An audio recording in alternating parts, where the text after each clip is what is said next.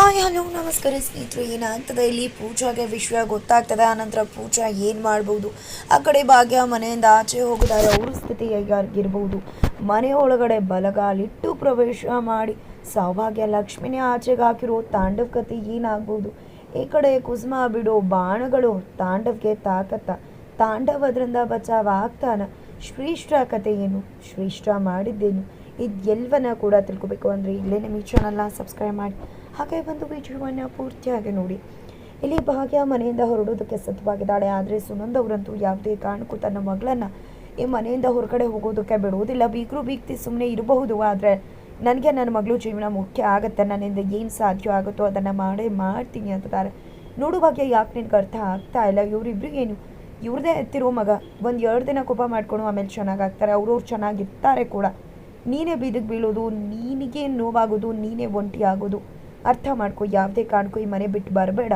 ಇಲ್ಲದೆ ಎಷ್ಟು ನನ್ನ ಮನೆಗೆ ಬಂದರೆ ಇನ್ನೇನಾಗಲ್ಲ ನಿನ್ನ ಜೀವನ ಅಂತ ಹೇಳ್ತಿದ್ರೆ, ಅವ ಇಲ್ಲದ ಏನಮ್ಮ ಸಾಧಿಸಿದೆ ನಾನು? ಏನಾದರೂ ಪ್ರಯೋಜನ ಆಗಿದೆಯಾ? ಏನಾದರೂ ಪರಿಹಾರ ಆಗಿದೆಯಾ?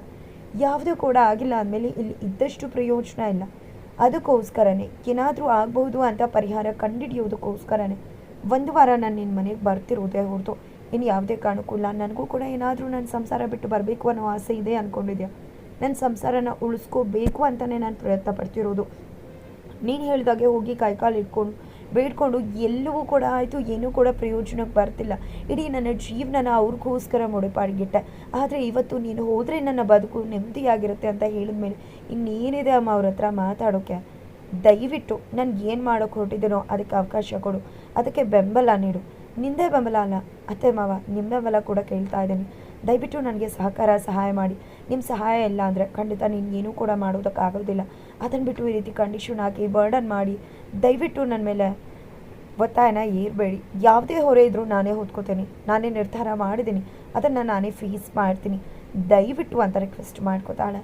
ಆದರೆ ಇಲ್ಲಿ ಸುನಂದವರು, ಹಾಗಿದ್ರೆ ಮಕ್ಳ ಕತೆ ಏನಾಗುತ್ತೆ? ಮಕ್ಕಳು ಪ್ರಶ್ನೆ ಮಾಡಿದ್ರೆ ಏನು ಹೇಳ್ತೀಯಾ ನೀನು ಅಂತ ಕೇಳ್ತಿದ್ರೆ, ಅದು ನೀವೇ ಮಕ್ಕಳನ್ನ ಹ್ಯಾಂಡಲ್ ಮಾಡಬೇಕು. ಏನಾದರೂ ಸುಳ್ಳು ಹೇಳಿ, ಆದರೆ ಯಾವುದೇ ಕಾರಣಕ್ಕೂ ಅವ್ರಿಗೆ ನಿಜ ಗೊತ್ತಾಗಬಾರ್ದು. ಅಪ್ಪ ಅಮ್ಮನ ಜಗಳದಲ್ಲಿ ಮಕ್ಕಳುಗಳಿಗೆ ತೊಂದರೆ ಆಗಬಾರ್ದು. ದಯವಿಟ್ಟು ಈ ವಿಶ್ವನ ಅವ್ರ ಹತ್ರ ಹೇಳಬೇಡಿ ಅಂತ ರಿಕ್ವೆಸ್ಟ್ ಮಾಡ್ಕೋತಾಳೆ. ಮನೆಯಿಂದ ಹೋಗಬೇಕಿದ್ರೆ ದೇವ್ರ ಮುಂದೆ ಬಂದು ನಿಂತ್ಕೊಂಡು ದೀಪ ಹಚ್ಚು ದೇವ್ರೆ, ಈ ದೀಪನ ನಾನೇ ಹಚ್ಚುವಾಗ ಮಾಡು. ದಯವಿಟ್ಟು ನಾನು 1 ವಾರ ಹೋಗ್ತಿರೋದು ಈ ಮನೇಲಿ ನಾನು ಪರ್ಮನೆಂಟಾಗಿ ಶಾಶ್ವತವಾಗಿ ಉಳ್ಕೋಬೇಕು ಅನ್ನೋ ಒಂದೇ ಕಾರಣಕ್ಕೆ. ದಯವಿಟ್ಟು ನನ್ನ ಸಂಸಾರನ ಓಡಿಬೇಡ, ನಿನ್ನ ಮೇಲೆ ನಂಬಿಕೆ ಇಟ್ಟು ಅಂತ ನಿರ್ಧಾರ ತೊಗೊಂಡಿದ್ದೀನಿ. ದಯವಿಟ್ಟು ನನ್ನ ಸಂಸಾರನ, ನನ್ನ ಜೀವನನ ಕಾಪಾಡು ಅಂತ ಕೇಳ್ಕೊತಿದ್ದಾರೆ ಭಾಗ್ಯ. ನಂತರ ಮನೆಯ ಮೂಲೆನೂ ನೋಡಿ ಕಣ್ಣೀರು ಹಾಕ್ತಿದ್ದಾರೆ, ಫೋಟೋ ನೋಡಿ ಕಣ್ಣೀರು ಹಾಕ್ತಿದ್ದಾರೆ. ಆದರೆ ಇಲ್ಲಿ ಶ್ರೇಷ್ಠ ಮಾತ್ರ ತಾಂಡವ್ನ ಆಲ್ರೆಡಿ ಬೀದಿಗೆ ತಂದು ನಿಲ್ಲಿಸಿದ್ದಾರೆ.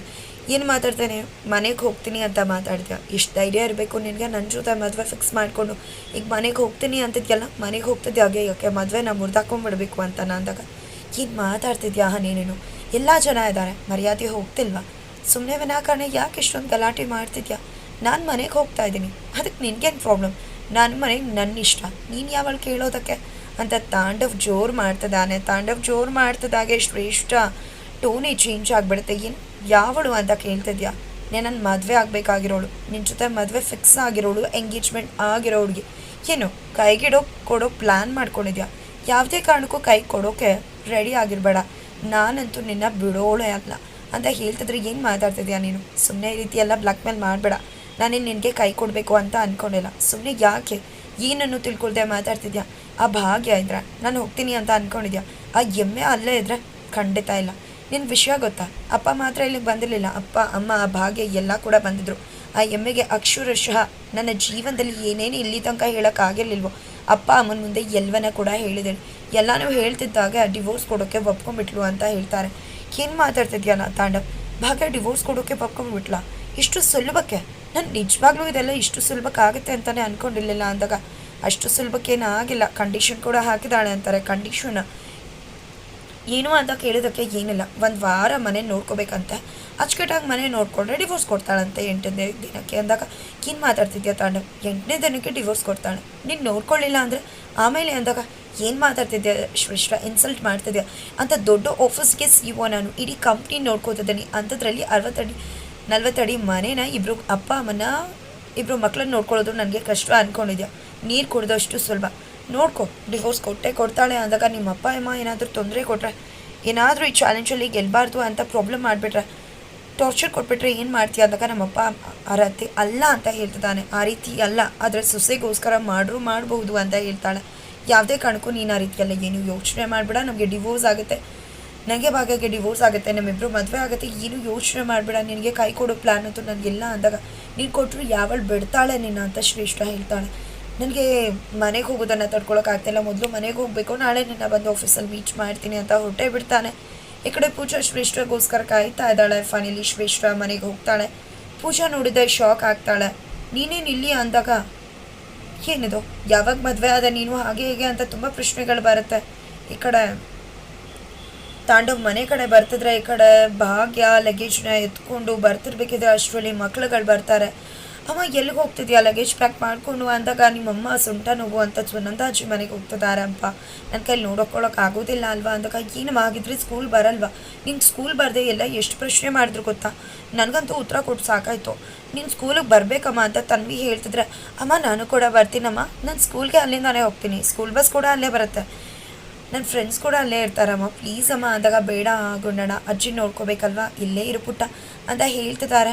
ನಂತರ ಅಮ್ಮ ಚೆನ್ನಾಗಿರ್ಬೇಕಲ್ವ, ಹುಷಾರಾಗಿ ಬೇಗ ಬರಬೇಕು, ಅಂದರೆ ನೀವಿಬ್ಬರು ಇಲ್ಲೇ ಇರಬೇಕು ಅಂತ ಕುಸುಮಾರ್ ಕೂಡ ಹೇಳ್ತಾರೆ. ಹಾಗಿದ್ರೆ ಅಜ್ಜಿ ನಿನ್ನ ನೋಡ್ಕೊಳ್ಳೋದು ಅಂದಾಗ ನಿಮ್ಮಪ್ಪ ಬರ್ತಾನೆ ಅಂತ ಸುನಂದವರು ಹೇಳ್ತಾರೆ. ಅಪ್ಪನ ಅಂತ ಮಕ್ಕಳು ಶಾಕ್ ಆಗ್ತಾರೆ. ಅಷ್ಟರಲ್ಲಿ ಈ ಕಡೆ ಭಾಗ್ಯಗೆ ತಾಂಡವ್ ಕಾಲ್ ಮಾಡ್ತಾರೆ, ಹೊರಟಿದ್ಯಾ ಎಲ್ಲಿದೆಯಾ ಅಂತ. ಮನೆಯಿಂದ ಹೊರಡ್ತಿದ್ದೀನಿ ಅಂದರೆ ಇನ್ನೂ ಕೂಡ ಮನೆಯೇ ಬಿಟ್ಟಿಲ್ವಾ, ನೀನು ಹೊರಡೋ ತನಕ ನಾನು ಬರಲ್ಲ ಅಂತಾರೆ. ಸರಿ ಆಯಿತು ಬನ್ನಿ ಅಂತ ಹೇಳಿ ಮಕ್ಕಳಿಗೆ ಮುತ್ತನ್ನು ಕೊಟ್ಟು ಯಾವುದೇ ರೀತಿಲೂ ಆ ಅಜ್ಜಿ ತಾತಂಗೆ ತೊಂದರೆ ಮಾಡಬಾರ್ದು ಅಂತ ಹೇಳ್ತಾಳೆ. ತಾಂಡವ್ ಬರ್ತಿದ್ದಾಗೆ ಮನೆ ಹೊಸಲಿಂದ ಸೌಭಾಗ್ಯಲಕ್ಷ್ಮಿ ಆಚೆ ಹೋಗ್ತಿದ್ರೆ, ಆ ಕಡೆಯಿಂದ ತಾಂಡವ್ ಒಳಗಡೆ ಬರ್ತಿದ್ದಾರೆ. ಈ ಕಡೆ ತಾಂಡವ್ ಬಂದಿದ್ದು ಯಾರಿಗೂ ಕೂಡ ಇಷ್ಟ ಇಲ್ಲ. ಸುನಂದವ್ರಿಗಂತೂ ಕೋಪ ತಡ್ಕೊಳಕ್ಕಾಗ್ತಿಲ್ಲ. ಹೊರಗಡೆ ಬರ್ತಾರೆ ಸುನಂದ ಮತ್ತೆಲ್ಲ ಭಾಗ್ಯ ಇಬ್ಬರು ಕೂಡ ಮನೇನ ನೋಡಿ ಕಣ್ಣೀರು ಹಾಕ್ತಿದ್ರೆ. ಈ ಕಡೆ ಮತ್ತೆ ಹೇಳ್ತಿದ್ದೀನಿ ಕಣೆ ಬೇಡವೆ ಅಂತ ಸುನಂದವ್ರು ಹೇಳ್ತಿದ್ದಾರೆ, ಬಟ್ ಕೇಳ್ತಾನೆ ಇಲ್ಲ. ಆ ಕಡೆ ಶ್ರೇಷ್ಠ ಒಂದು ಬಾಂಬ್ ಸಿಡಿಸ್ತಿದ್ದಾಳೆ, ಸತ್ಯದ ಬಾಂಬ್ ಬ್ಲಾಸ್ಟ್ ಆಗ್ತಾ ಇದೆ. ಈ ಕಡೆ ಪೂಜಾಗೆ ಶಾಕ್ ಆದಿದೆ. ಈ ಕಡೆ ಯಾರು ತರುಣ್, ಯಾರು ನಿನ್ನ ಮದುವೆ ಆಗ್ತಿರೋದು, ಯಾರು ನಿನ್ನ ಮದುವೆ ಆಗಿರೋದು ಅಂತ ಕೇಳ್ತಿದ್ರೆ, ಯಾರು ಹೇಳಿದ್ದು ನಾನು ಮದುವೆ ಆಗಿದ್ದೀನಿ ಅಂತ. ಒಂದು ತಿಳ್ಕೊ, ಇದು ಸುಳ್ಳಿನ ಮದುವೆ, ಮನೆ ಬಾಡಿಗೆ ಸಿಗಬೇಕಾಗಿತ್ತು, ಅದಕ್ಕೆ ಸುಳ್ಳಿನ ಮದುವೆ ಆಗಿದ್ದೀನಿ. ನಿಜ ಹೇಳಬೇಕು ಅಂದರೆ ತರುಣ್ ಬೇರೆ ಯಾರೂ ಅಲ್ಲ, ತಾಂಡವೇ ತರುಣೇ ತಾಂಡವ್. ನಾವಿಬ್ಬರು ಮದುವೆ ಆಗಿದ್ದೀವಿ ಅಂತ ಸುಳ್ಳು ಹೇಳಿ ಮನೆ ಬಾಡಿಗೆನ ತೊಗೊಂಡಿದ್ದೀವಿ. ಜೊತೆಗೆ ಫೇಕ್ ಅಪ್ಪ ಅಮ್ಮನ ಕ್ರಿಯೇಟ್ ಮಾಡಿದ್ದೀನಿ. ಇವಳೆ ಸುಂದ್ರಿ ಫೇಕ್ ಅಮ್ಮ, ತಾಂಡವ್ಗಮ್ಮ, ಅವರಿಬ್ಬರನ್ನ ಕ್ರಿಯೇಟ್ ಮಾಡಿ ನಾವಿಬ್ಬರು ಮದುವೆ ಕೂಡ ಫಿಕ್ಸ್ ಮಾಡ್ಕೊಂಡಿದ್ದೀವಿ. ಎಂಗೇಜ್ಮೆಂಟ್ ಕೂಡ ಆಗಿದೆ. ಇದೇ ವಾರದಲ್ಲಿ ನಂದು ತಾಂಡವ್ದು ಮದುವೆ. ಏನು ಮಾಡ್ಕೋತೀಯ, ತಾಕತ್ತಿದ್ರೆ ನಿಲ್ಲಿಸು ನೋಡೋಣ ಅಂತ ಹೇಳ್ತಿದ್ದಾರೆ. ಈ ಕಡೆ ಪೂಜಾ ಶಾಕ್ ಆಗ್ತಿದ್ದಾಳೆ. ಖಂಡಿತ ಯಾವುದೇ ಕಾರಣಕ್ಕೂ ಕೂಡ ಸುಮ್ಮನೆ ಬಿಡುವುದಿಲ್ಲ, ನಿಂದು ಭಾವಂದು ಇಬ್ಬರದೂ ಕೂಡ ಬಟಾಬೈಲ್ ಮಾಡ್ತೀನಿ ಅಂತ ಪೂಜಾ ಹೊರಟು ನಿಂತಿದ್ರೆ, ಈ ಕಡೆ ಅಕ್ಕ ಮನೆಗೆ ಬಂದು ಕೂತಿದ್ದಾರೆ.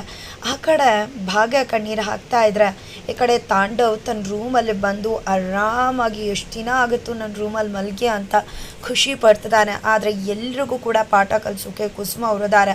ಕುಸುಮ ಅವರಂತೂ ತಾಂಡವ್ನ ತರಾಟೆಗೆ ತಗೋತಾರೆ. ಈ ಕಡೆ ತಾಂಡವ್ ಮಕ್ಳನ್ನ ಮಾತಾಡ್ಸಿದ್ರು, ಅಪ್ಪ ಅಮ್ಮನ ಮಾತಾಡ್ಸಿದ್ರು, ಯಾರೂ ಮಾತಾಡ್ತಿಲ್ಲ.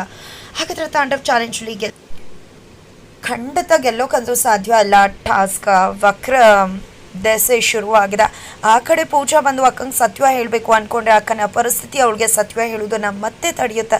ಹಾಗಾದರೆ ಆಕೆ ಏನೆಲ್ಲ ಮಾಡ್ಬೋದು ಇದನ್ನು ಸರಿಪಡಿಸೋಕೆ ಅನ್ನೋದನ್ನು ತಿಳ್ಕೊಬೇಕು ಅಂದರೆ ಮುಂದಿನ ವಿಡಿಯೋಗೋಸ್ಕರ ವೇಟ್ ಮಾಡೋದನ್ನು ಮರಿಬೇಡಿ.